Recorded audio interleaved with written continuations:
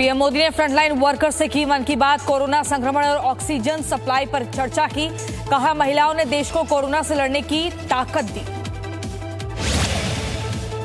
मन की बात में पीएम मोदी ने कहा कि कोरोना से लड़ाई में देश जरूर जीतेगा। पीएम ने कहा कि हम वैक्सीन से ही लड़ाई जीतेंगे, वैक्सीन से हारेगा कोरोना। केंद्र में मोदी सरकार के 7 साल पूरे होने पर अमित शाह बोले, प्रधानमंत्री के नेतृत्व में भारत एक सशक्त राष्ट्र बना। मोदी सरकार के कार्यकाल के 7 साल पूरे होने पर पीएम की तारीफ हुई। वहीं सीएम योगी ने 2 गांव के लोगों से संवाद की बात कही। बीजेपी चलाएगी सेवा ही संगठन अभियान। मोदी सरकार के कार्यकाल के 7 साल पूरे होने के मौके पर कांग्रेस ने साधा निशाना। कांग्रेस ने कहा, देश एक नकारी सरकार को भुगत रहा है। पटना में आरजेडी कार्यकर्ताओं ने पोस्टर के जरिए मोदी सरकार पर विरोध जताया। मोदी सरकार के 7 साल पर आरजेडी कार्यकर्ताओं ने पोस्टर जारी किया। भारत ने पीएनबी घोटाले के आरोपी मेहुल चोकसी से जुड़े अदालती दस्तावेज विशेष विमान से डोमिनिका भेजे। एंटीगुआ और बारबुडा के पीएम ने कहा, चोकसी अब भी भारतीय नागरिक। डोमिनिका की जेल से सामने आई पीएनबी घोटाले के आरोपी मेहुल चोकसी की पहली तस्वीर। हाथ पर दिख रही है चोट। वकील ने कहा, जेल में की गई मारपीट। देश में लगातार तीसरे दिन 2 लाख से कम नए कोरोना केस। 24 घंटे में 1,65,553 लोग संक्रमित। एक दिन में 3,460 लोगों की मौत। 2,76,000 लोग ठीक हुए। देश में वैक्सीनेशन पर बीजेपी अध्यक्ष जेपी नड्डा का बयान। कहा, साल के अंत तक सबको वैक्सीन लगाने की व्यवस्था। कई कंपनियों को वैक्सीन बनाने की मंजूरी।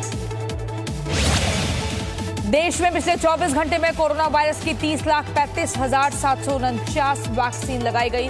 देश में अब तक 21 करोड़ 20 लाख से ज्यादा लोगों को वैक्सीन लगाई जा चुकी है। स्वास्थ्य मंत्रालय का दावा, जून में वैक्सीन की करीब 12 करोड़ डोज उपलब्ध होगी। केंद्र सरकार ने राज्यों को दिया आदेश। कहा, वैक्सीनेशन पैकेज देने वाले अस्पतालों और होटल्स पर तुरंत एक्शन लें।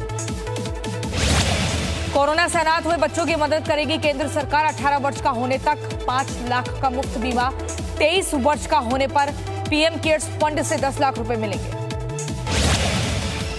कोविड-19 से जान गंवाने वालों के आश्रितों से सरकार ने की पेंशन की घोषणा। योजना की घोषणा हुई है। आश्रित सदस्यों को औसत दैनिक वेतन के 90% के बराबर पेंशन मिलेगा। वियतनाम में मिला भारत और ब्रिटेन से पाए गए कोरोना वायरस के स्ट्रेन का हाइब्रिड वेरिएंट। नया वेरिएंट बेहद खतरनाक, हवा में तेजी से फैल रहा है।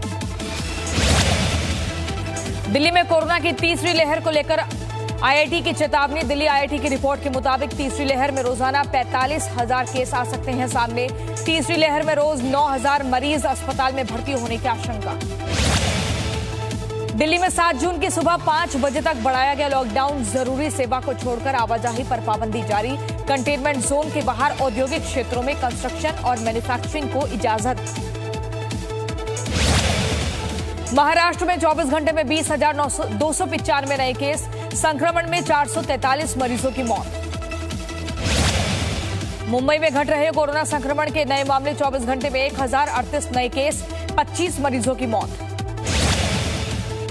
यूपी में कोरोना से दिवंगत पत्रकारों के परिजनों को मिलेगी आर्थिक सहायता।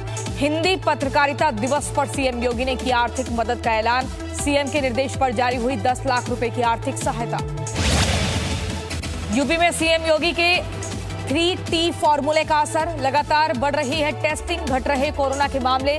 बीते 24 घंटे में 1908 केस। यूपी का रिकवरी रेट 96.4% हुआ।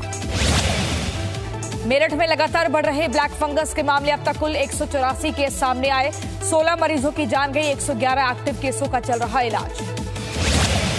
उत्तराखंड के सीएम तीरथ सिंह रावत ने किया उत्तरकाशी का दौरा। जिला अस्पताल का निरीक्षण किया। पीपी किट पहनकर मरीजों का हालचाल जाना। उत्तराखंड में कोरोना संक्रमितों की संख्या में कमी। बीते 24 घंटे में मिले 1,687 नए केस। एक दिन में 58 लोगों की मौत हुई। बिहार में लॉकडाउन 3 की तैयारी। आपदा प्रबंधन की बैठक के बाद सीएम नीतीश कुमार लेंगे फैसला। सभी जिलों के डीएम ने की है लॉकडाउन बढ़ाने की सिफारिश। बिहार में कोरोना की रफ्तार हुई कम। 24 घंटे में आए मात्र 1,491 नए केस। पटना और समस्तीपुर में मिले 100 से ज्यादा संक्रमित 96% हुआ रिकवरी रेट। मध्य प्रदेश में कोरोना के नए केस लगातार कम हो रहे हैं। 24 घंटे में कोरोना के 1640 नए मरीज सामने आए। इंदौर में 504, भोपाल में 324, जबलपुर में 94 और ग्वालियर में 64 नए केस मिले। मध्य प्रदेश की राजधानी भोपाल में खुशनुमा मौसम का लुत्फ उठाने के लिए घरों से बाहर निकले लोग। पुलिस ने ऐसे लोगों के चालान काटे और ऑन द स्पॉट कराई कोरोना जांच। मध्य प्रदेश के भिंड जिले में शादी समारोह में जुटी भीड़। पुलिस ने कोरोना नियमों का उल्लंघन करने पर मेंढक की चाल चलवाकर सजा दी। रतलाम में जिला क्राइसिस मैनेजमेंट कमेटी की बैठक हुई। जिले में 1 जून से कोरोना की दुकानें खुली रहेंगी। मॉल में जाने की इजाजत नहीं, वहां से होम डिलीवरी हो सकेगी। जबलपुर के नकली रेमडेसिविर इंजेक्शन केस में मुख्य आरोपी सरबजीत सिंह की पुलिस रिमांड 2 दिन के लिए और बढ़ी। पुलिस ने सरबजीत सिंह मोखा से 3 दिन की रिमांड के दौरान पूछताछ की। झारखंड में कोरोना की कम हुई रफ्तार। 24 घंटे में सिर्फ 823 नए मरीज, 13 लोगों की मौत हुई। कुल 10,946 एक्टिव केस। झारखंड की राजधानी रांची में स्वास्थ्य सुरक्षा सप्ताह को लेकर पुलिस प्रशासन मुस्तैद। पुलिस ने करवाया सुरक्षा सप्ताह के नियमों का पालन। रांची में लगातार बढ़ रहे ब्लैक फंगस के मामले। पिछले 24 घंटे में ब्लैक फंगस के 4 नए मरीज मिले, जबकि 1 मरीज की मौत हुई। झारखंड में ब्लैक फंगस के अब तक 26 मामले। राजस्थान में धीमी पड़ी कोरोना संक्रमितों की रफ्तार। 24 घंटे में 2314 नए केस सामने आए। कोरोना से 70 मरीजों की मौत हुई। 8000 से ज्यादा मरीज रिकवर्ड हुए। बाड़मेर और जयपुर में दिखी संक्रमण वाली भीड़। अधिकारियों के सामने कोरोना गाइडलाइन की उड़ी धज्जियां। वैक्सीनेशन सेंटर पर बड़ी तादाद में उमड़ी भीड़। राजस्थान के दौसा जिले से वैक्सीनेशन को लेकर लापरवाही का एक मामला सामने आया है। दौसा के नंगल बेड़सी राजकीय प्राथमिक स्वास्थ्य केंद्र पर किरण शर्मा नाम की महिला को वैक्सीन की एक साथ डबल डोज लगाने का आरोप है। हरियाणा में 7 जून तक बढ़ाया गया लॉकडाउन। सुबह 9 बजे से दोपहर 3 बजे तक दुकान खोलने की छूट रहेगी। शिमला में रंगमंच के कलाकार कोरोना को लेकर जागरूकता अभियान चला रहे हैं। ये लोक कलाकार लोगों को कोरोना नियमों के बारे में जागरूक करने की कोशिश कर रहे हैं।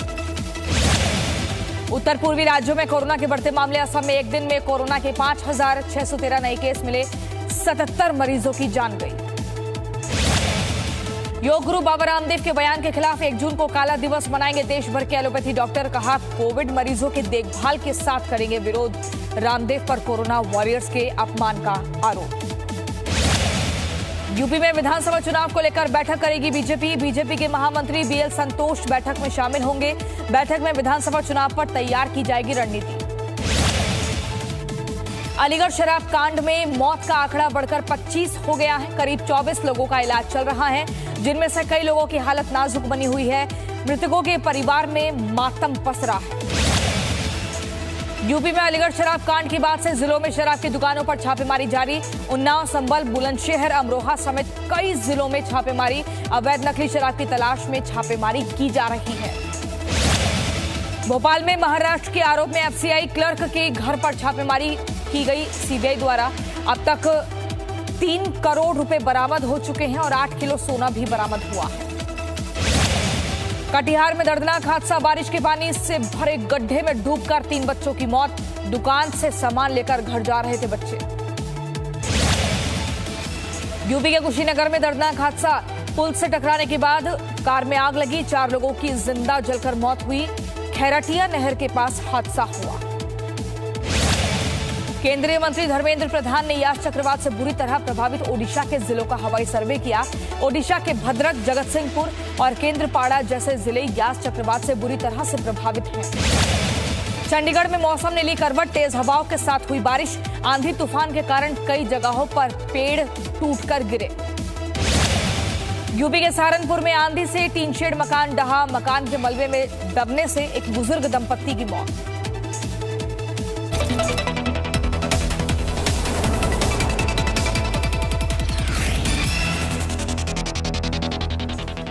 Presenting B News app, available on Google Play and App Store. Download it now.